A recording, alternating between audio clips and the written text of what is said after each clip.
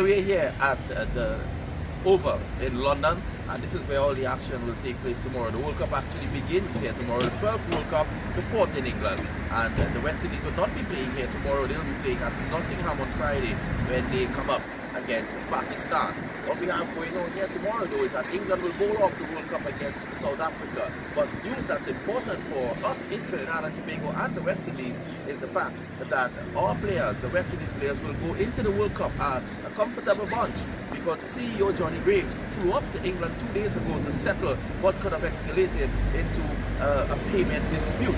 It is understood, Guardian Media understands, that each of the players were requesting 120,000 US to take part at this World Cup. The board could not meet that, and Johnny Graves had to fly in to meet the players at Bristol.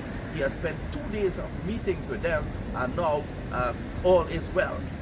Johnny Graves told us that there was compromise on both sides of the fence, and the players all signed the World Cup contract, and they're looking forward to doing well for the West Indies. What he said that was very interesting as well is that each player will be paid the same amount, so there will be no preference to seniority as was the case in the past. Each player on this World Cup team will be paid 120,000 US. Well, he did say 120,000 US. He didn't confirm the final figure. He said there was compromise on both ends. The players wanted 120,000 US. But each one will get whatever they finally decided on. Each player will get that amount.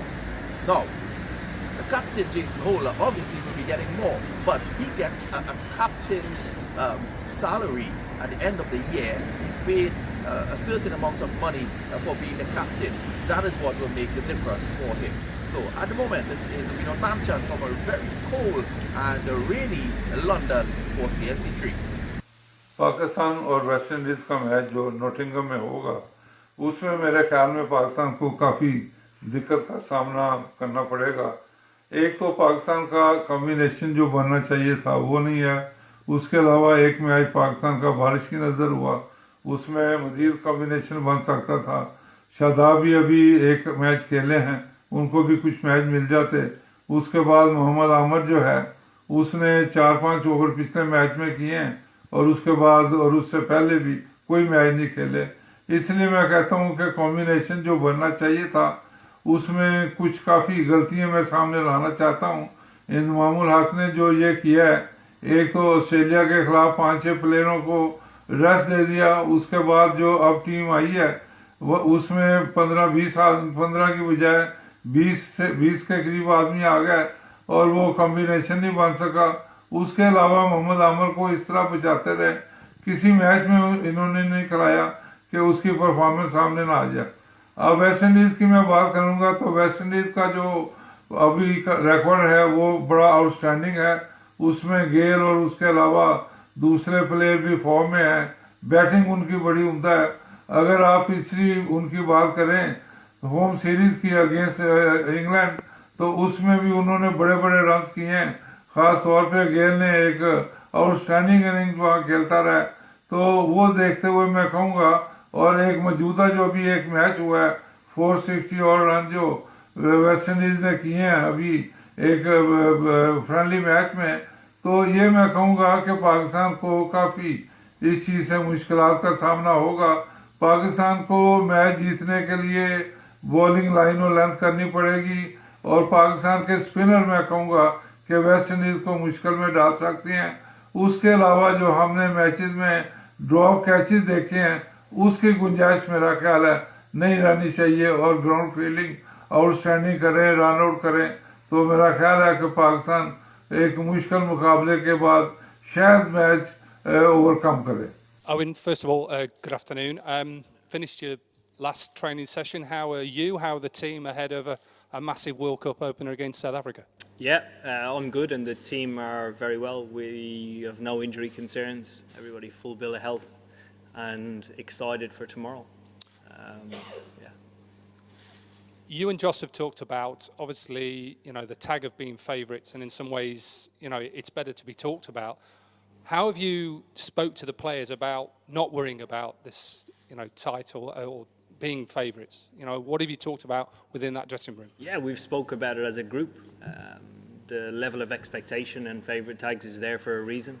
over the last 2 years, our form at home in particular has been outstanding, and that's the reason it's there.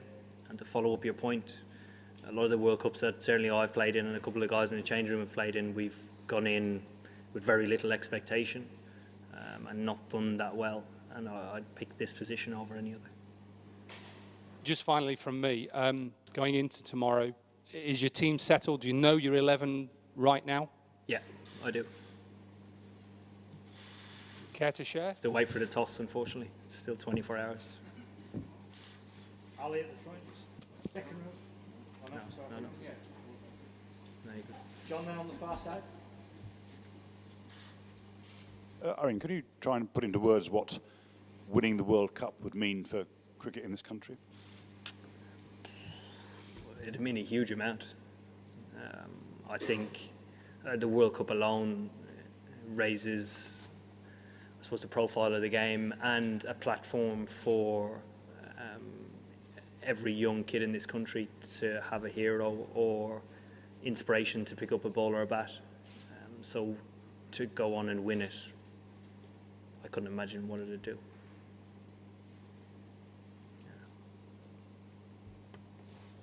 Good. Rory. Just during the last training session or the last meeting, when you look around at your teammates' faces, what do you see? What emotions do you see in the group at the moment? It's difficult to describe them unless you actually hear them say it, but I think there's a lot of belief within the room. We're very confident within our own game, and I think ahead of tomorrow, you know, the first game of any World Cup or first day of an Ashes series always feels different, and that's natural for it to feel different because it will. Accepting that and finding a way of dealing with it on the day is a challenge within itself, but one that we're extremely looking forward to. So in anticipation of that, we just can't wait for tomorrow to come. And with the nature of the competition, would you take a result tomorrow, a win under any circumstances, or are you really keen for it to be a sort of a statement performance? No, a win under any circumstances. Yeah. Will in front.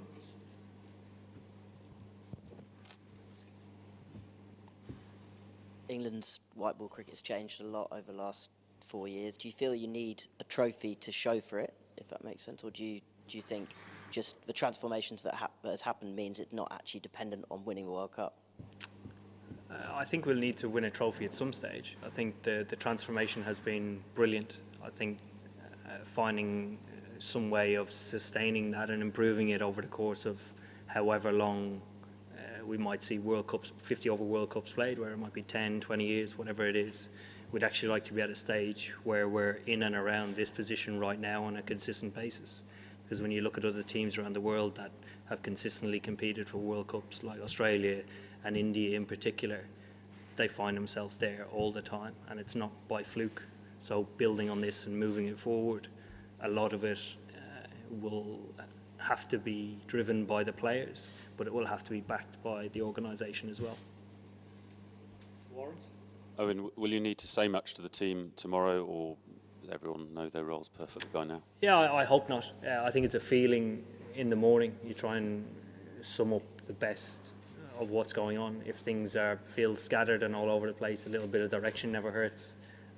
But if things feel very focused and guys are raring to go, you normally just try and guide them in the right direction. With the record you've got and the way you play, do you feel you intimidate opposition now? I wouldn't say we intimidate opposition. I think one of the most satisfying things about the way that we play is that in the changing room we enjoy it a huge amount, and that makes it awesome because we're always having fun. There's always a smile on our face, regardless if we're winning or losing, because we're always trying to improve and challenge each other. Ali, then Julian. What's the challenge of the 10:30 starts in this tournament? Because obviously none of the sort of build-up cricket, apart from the warm-ups, has been 10:30 starts. We've seen what someone like KG Rabada can do to England when it is moving around. We saw that at Lords a couple of years ago. So what will be the message to the guys in terms of dealing with that? Yeah, I think, you know, to best position ourselves for the World Cup, every World Cup there's something that stands out. And it could be that every team is 3 down in the first 10 overs or 4 down or something like that. And we've prepared for that. So finding a way of adapting if that's the scenario in the morning for the 10:30 starts is going to be a challenge that we're going to have to either overcome or just get better at throughout the tournament. Julian? Yeah, just following on from that, what specifically about South Africa as a team impresses you? I think they're a well-rounded team. They're always a strong team coming into the tournament. They are very experienced as well. A lot of guys who have been around a long time. So they're just a well-rounded team. Gentleman on this side, second row from the back. The absence of Steyn in the other side, how does, when you look at their bowling attack, South Africa, how do you see that, their attack? It's a strong attack. They've coped with Dale Steyn and previous, series for about a year and a half, I think, and they did a good job of that. The last time they played us at home, Dale Steyn wasn't here, so they have cover. Probably, definitely not as a reputable a name as Dale Steyn, but they certainly have cover. Take about 3 or 4 more. Mike at the back on the right. As we look. Owen, 12 months ago, Gareth Southgate created a perfect storm of unity with the England football team, and they did tremendously well at the Football World Cup. You had a session with Gareth, didn't you, a little while ago? What did you learn from him that you can harness in terms of the Cricket World Cup? Yeah, we did the session with Gareth. It was brilliant. Every one of our players enjoyed it, and every one of our backroom staff did as well. I think the thing that he got up and talked about his journey with the team in and around the World Cup, but in the build-up as well, and how they built, bigger expectations and became more together as a group. And I think everybody within the room listening who's been involved in our team over the last 4 years recognised that they are where we were 2 years ago, and we started exactly where they did. Recognise what had happened in the past, drawn a line under it, tried to do things differently and move forward, and enjoyed the challenge of that. It's amazing. He did brilliantly, got to the semi-final, and everybody says it's great. We got knocked out of Champions Trophy semi-final, and we're crap. Gentleman at the back. With the ECB launching the 100-100 this year, and T20 leagues being popular around the world, do you think this World Cup is the ultimate test for the one-day format of the game? Yeah, for the 50 hour, it is the ultimate test. Yeah, it's the prize everybody wants, definitely. Angus Fraser had talked about you. Fraser, he said you don't care about impressing people. You don't mind if people don't like you. We have seen you have not sung the national anthem for England, or even you have said even for Ireland I wouldn't sing. So this sort of stubbornness, if I could use the word, how much of it drives you, and how does it feel to be the captain of the England team at this current phase? Yeah, it's probably one of the strongest sides of my personality. It's something that I use quite a lot, and sort of to sum up what I'd never dreamt as a kid that I would captain England at a home World Cup. I dreamt about scoring a Test match 100. I dreamt about hitting the winning runs in a World Cup final potentially, but I never dreamt, not even my wildest dreams, that I would captain a home World Cup. Two gentlemen in the front here. This gentleman here. A lot has been made of your batting lineup, and Faf has kind of come out and said that he's going to look to outbowl sides. Do you see this opening game as kind of a clash of cricketing ideologies? No, I don't. Providing the wicket's a really good wicket, I think it's going to be a strong contest. And like 50 over cricket for the last probably 2 years, the wicket being a fresh one, if it's a good wicket, it'll probably be dominated by the bat again, if you were to go on history. So that's probably the way it'll go. Yeah. Gentleman at the front, Paul, and then one more to finish. Thank you. Oh, and just a word on Faf. He's led this team for the past couple of years, but this is his first World Cup. How crucial will his leadership be during this tournament and tomorrow as well? Yeah, I think every captain's leadership throughout a major tournament is extremely important. If they can do it with performance from the front, and then dictate and guide and drive with tactics and things like that, throughout the tournament is important. So Faf, you know, is a big player for them. Paul? I mean, so much work has gone into this World Cup, so much planning, you know, all the priorities were focused on this. And it comes at a time when the game, you know, is so prevalent with 2020, England are launching the 100. Do you think it's almost a case of now or never for England, because this is 50 over at its peak, and after the 50 over game might be marginalised in this country, at least after this tournament? I wouldn't say it's now or never. It's just not something that crossed my mind. We've made a huge amount of progress. Cricketing at home is, you know, thriving. The women's game is thriving. The impact of that World Cup 2 years ago was amazing. I think the impact of this World Cup can have, you know, not as big an impact unless we go a long way, but it will have an impact on everybody. We got knocked out of the '99 World Cup early, but I still remember it like it was yesterday. Last question. Hi, Eoin. In considering the journey of the World Cup over the next few weeks, how much focus are you putting on the first few matches and on momentum? None at all. It's one game at a time. We've never really talked about momentum over the course of such a long tournament, because you have we would talk about it if there were games, 3 games in 2 days and then another one 2 days later. I don't think it'll have a huge impact, maybe towards the end of the group stages and into the maybe semi-finals and finals, but I don't see it, you know, being like that early on. First of all, the anticipation of taking on, you know, the world's best at the moment in England, in the opening, obviously, game of the World Cup. How are your team set up for it? Morning, everyone. Koki, how's it? Yeah, very excited. England's a tremendous cricket team. They've showed that over the last 24 months, playing real good cricket. First game of the campaign. Yeah, just for me, it's just excitement. Obviously, England has been the favourites tag, so we're going to have to play some really good cricket. But for us, it's not just the first game. You know, it's a 6-week period, and tomorrow is just the first step. About Dale Steyn, big loss, obviously, the experience of him and being injured for this first game? Yeah, he's a big loss to our team.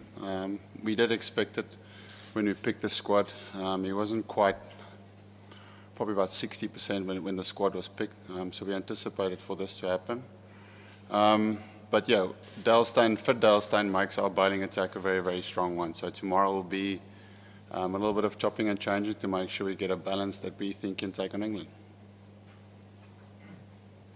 Without Dale, in the lead-up, you've been talking about how you want to out-bowl teams and, you know, really aggressive bowling strategy. How does that change without Dale? Yeah, it does change. As I said, one of our X factors, potential that we had was a really, really strong attack in terms of pace. Steyn, Rabada, Ngidi is a real threat in English conditions. So that changes, and as I said to you guys before, that's plan A for the World Cup in terms of our balance, what we're looking to achieve. Now it's just a real reshuffle and looking to plan B and C. Faf, presumably with that reshuffle, guys like Dwayne Pretorius and Chris Morris come strongly into the conversation and might even be competing with each other. Just on that, is it pitch conditions that sort of decide the contest between those two in terms of their bowling? Yeah, for us, I mean, England is a team that plays very aggressively. We all know that. So for us as a leadership group, it's trying to find how can we be most attacking and trying to get wickets. Obviously that was with Dale included, but that changed now. So we'll set up our team to try and make sure we can get guys in the team that can get wickets. You know, there's no point in trying to play a defensive style of cricket against England because they've shown that they can take any bowling attack on the day. So yeah, we'll try and pick our team to try and be as positive in team selection as possible that we can be. Faf, if you can just chat about the likes of KG and Lungi will be making their World Cup debuts, and just the fact that there's going to be so many retirements, a handful of retirements after this World Cup, what does it represent for their careers, a crowning moment in a sense, even though they've played a lot of international cricket already? Am I part of them? I didn't mention you. Yeah, the young guys in our team, Nikiti, or not so young, Samoan Rabada, but obviously young in terms of his first World Cup. Markram, guys like that, their experiences of World Cup cricket is winning the World Cup under 19 World Cup. So they're just excited to get it going, get it started. And I think they'll make some huge impact in this tournament. Rabada and Gidi for us has been really, really good over the last 12 months. So yeah, me personally really, really excited to see what the young guys, how well they're going to step up in this tournament.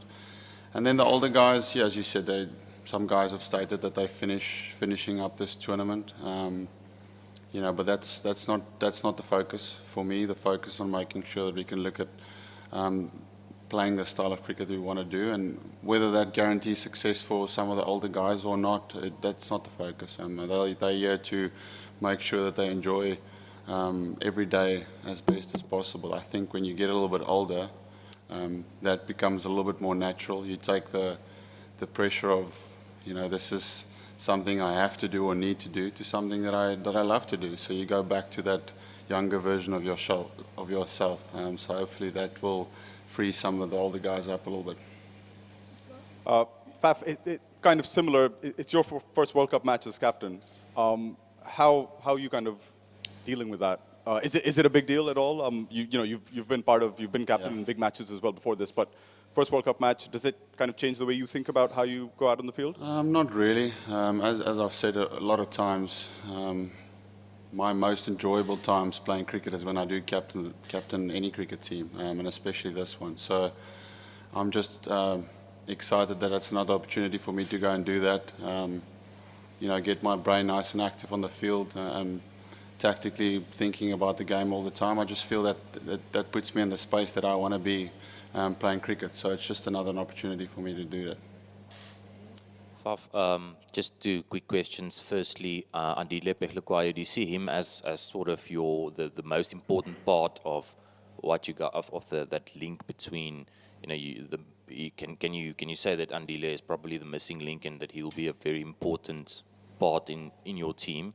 And then just secondly, what message do you have for the people at home, and have you been receiving any messages from any South Africans? Okay. Andy is, we see him as he's stepped up in big games for us in the past. So once again, I think it'll be great to see what he can do this tournament. On wickets that, obviously it looks like the English conditions has been playing on some really flat wickets. And his skill sets that he has with the ball in terms of these mix-ups, I think is going to be important, especially when teams get going. So hopefully he can start the tournament well. He's playing some really good cricket. He's in form. So I'm hoping that he's that missing link that you're talking about. And then your second part of the question, people back home. Naturally, any player in any team the day before a World Cup would be getting probably 1 or 2 more WhatsApps than normally. So for me, that's no different. It's just about making sure that there is probably a little bit more noise around a first game. It's probably a little bit more noise because it's a World Cup. But for me, as captain, it's about making sure that we can try and put the noise to one side and just relax as much as we can, try and have fun, control the things that we can do. Practice hard, practice well, have a good culture in our good language in our culture, and then completely release the outcome, and then hopefully that frees up the players to play their best cricket. For the fans back home, live from cloudy England, Faf-du-Plessis saying hi. Hopefully we can play some good cricket. You mentioned there that England going in as favourites, there's a huge degree of expectation on them as hosts. How can that play into your hands as a team? Is it a motivation for you to sort of take down the hosts and favourites at the start? Can you sort of spoil the party? Is that one of the messages you can? There's an opportunity there for you to make a real statement as a team. Yeah, I suppose they would be saying what I'd be saying. Whether you're favourites or not, you still have to make sure that you play some good cricket. They deservedly have got the favourites tag because they are the home nation. And they have been playing, like I said before, really, really consistently good cricket. But for me, as I also said earlier, that you're going to face so much different opposition right to this tournament. If you get too too focused on the opposition, you can get distracted. So it's just about really trying to stay present in what we can control, and that's how we practice, how we get ourselves ready for games. And then if it means on the day that we have a little bit less pressure on us to try and just go out there and be free and play the way that we want to, because we are going in as underdogs. There's not a lot of people talking about South Africa winning the World Cup. Then if that releases some players in the team, then that's great.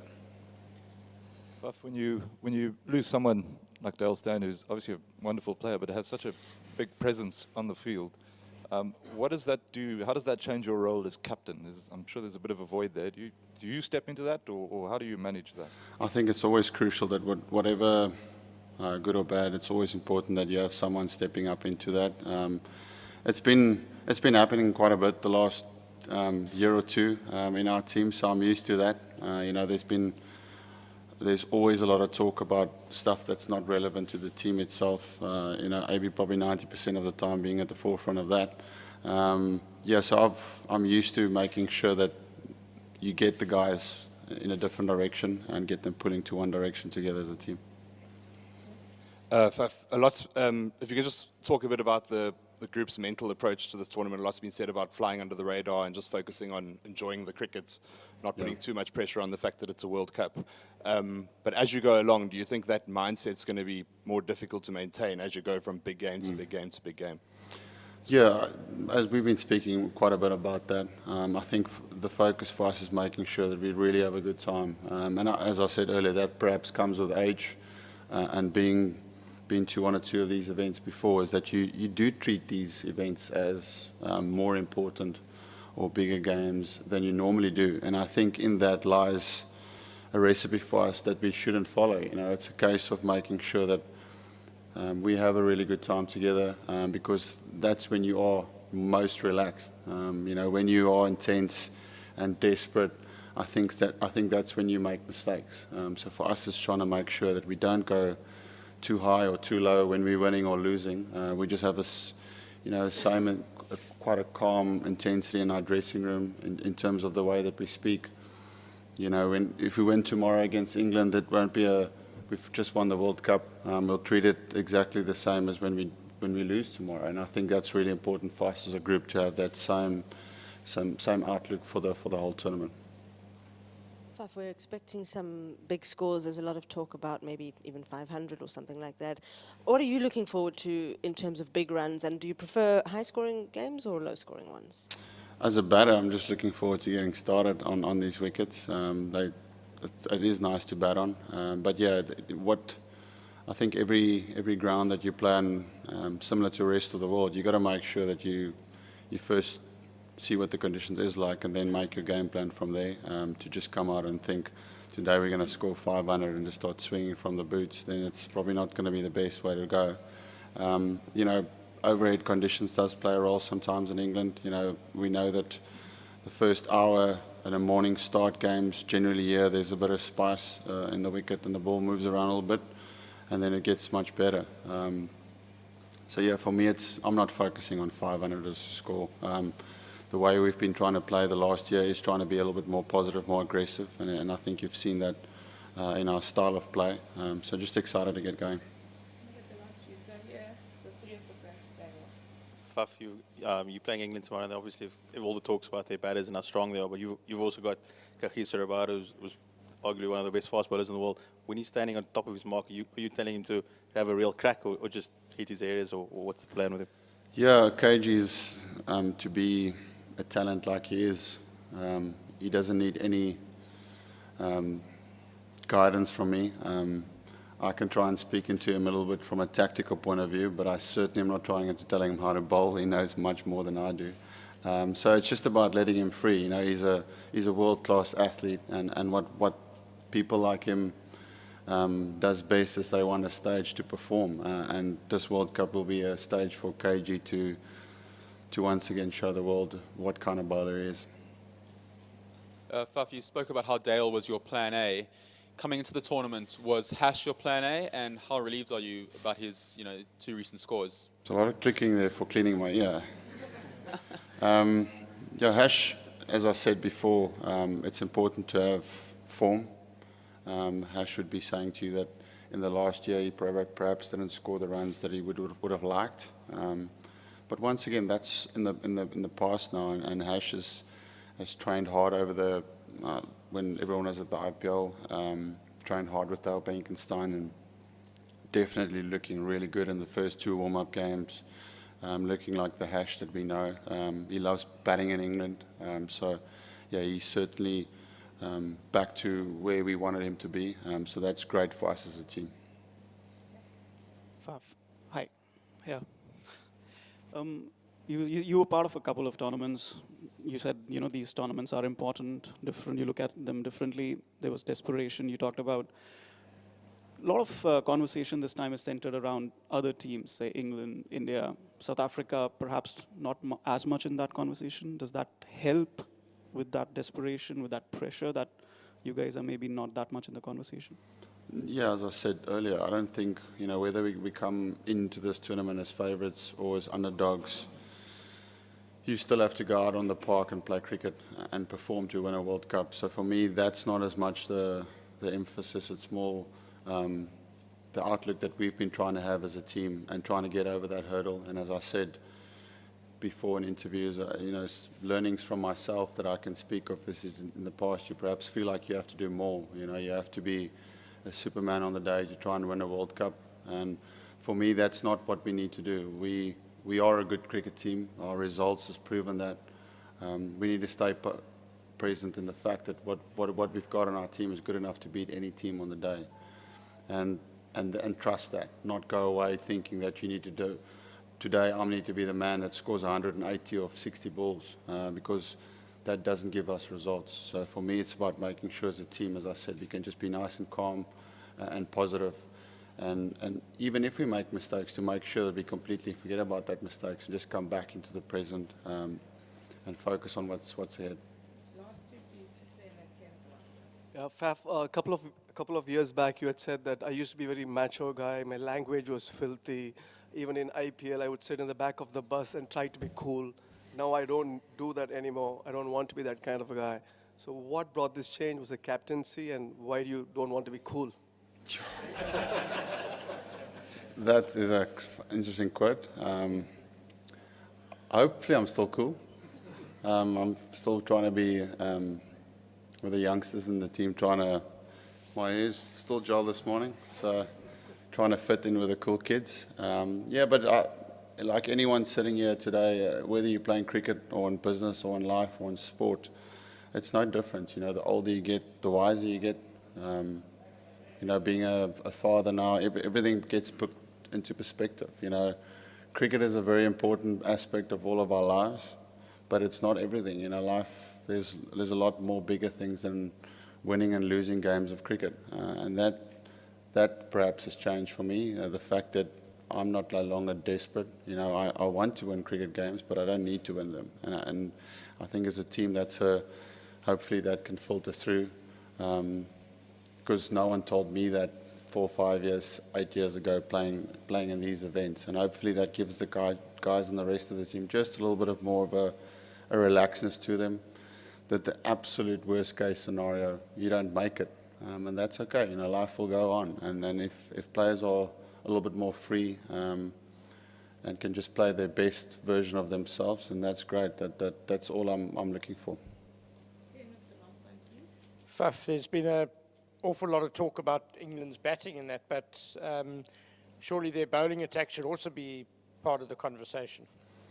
Yeah, I mean, you don't win just games with the bat. Obviously, you've got to defend and get wickets as well. So they're all-round very good team, and that's why their win ratio has been very good. Obviously, adding Arch into the team is a different dynamic. Not a lot of teams have played against him, perhaps just a few guys in the IPL. So the batters would have to take a few balls just to get used to his action. He is a little bit different in terms of quite a slowish run-up and a very quick arm action. So yeah, their bowling will be just as important. They've got wicket takers. Their spinners does well in these conditions. But their biggest asset is the fact that they're very balanced. They've got a very long batting lineup. I don't think any other teams in the world where you have all your bowlers that can come in and score runs at the end. So it's more their balance that is their real strength. Bye.